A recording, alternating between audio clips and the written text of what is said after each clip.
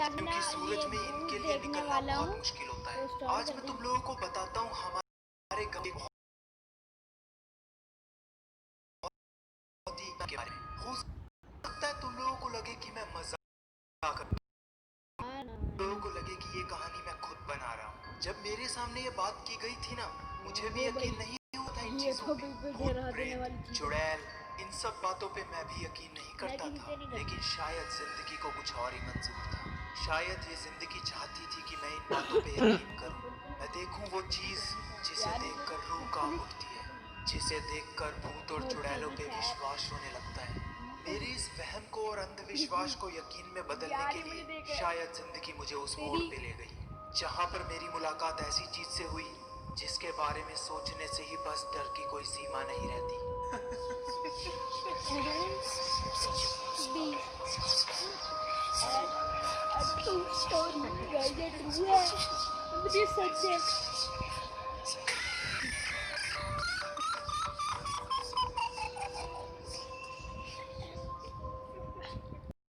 समय की बात है जब मैं 9th क्लास में था।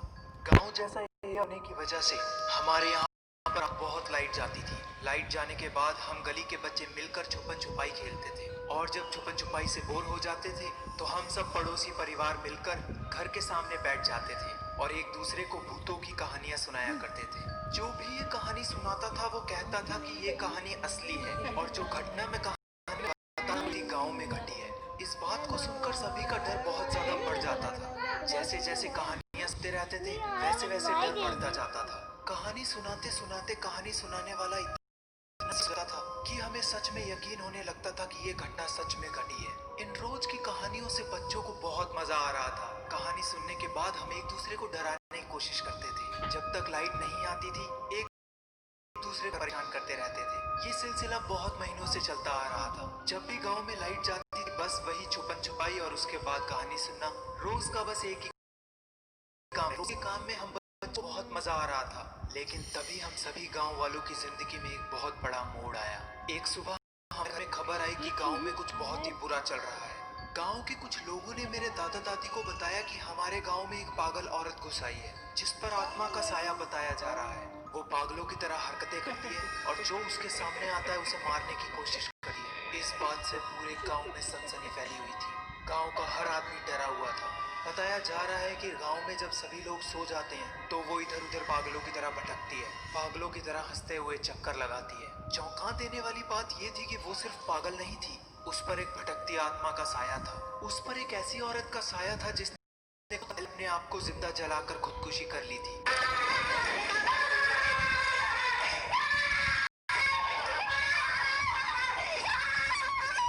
गांव वालों का कहना था कि उसका कुछ काम अधूरा है, उसके लिए वो पूरे गांव में इधर उधर भटकती रहती है। सभी गांव वालों की इस बात से नींद हराम थी।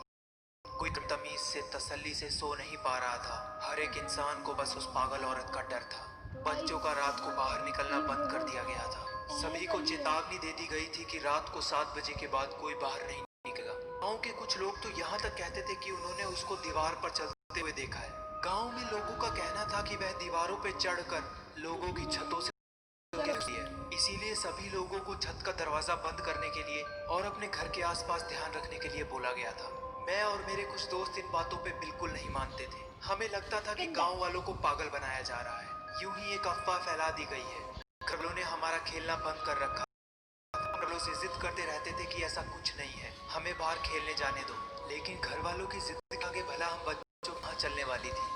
फिर भी हम बच्चे नजर चुरा के इधर उधर से भाग जाते थे और हमारे गली के बाहर खेलते रहते थे। घर वाले बहुत डांटते थे पर हम बच्चे कहाँ मानने वाले थे। लेकिन शायद घर वालों की बात माने में आई थी, क्योंकि कुछ समय बाद हम सबको एहसास हो चुका था कि हमने घर वालों की बात ना मानकर बहुत बड़ी गलती करी है। एक दिन हम लोग ऐसे ही छुपन छुपाई खेल रहे थे। जो लोग छुपे हुए थे वो लोग डरावनी हंसी निकालकर ढूंढने वाले को डरा रहे थे। ऐसा ही मजाक चल रहा था, तभी अचानक से हम लोगों ने हंसी सुनी। उस चुड़ैल औरत की हंसी। हम बच्चों को लगा कि हम में से ही कोई एक है जो ऐसी डरावनी हंसी निकाल रहा है, इसीलिए हम लोग बस अपने खेल में मगन रहे। तभी हम में से एक बच्चा जो गली के बहुत दूर जाकर छुपा था, हमें उसकी चीख सुनाई दी और उसने चिल्लाकर बोला, यहाँ पर हम सब डर गए, लेकिन हिम्मत कर कर उसकी तरफ बढ़े। वो एक गाड़ी के पीछे छुपा था। हमने उसका नाम पुकारा, लेकिन वहां से कोई आवाज नहीं आई।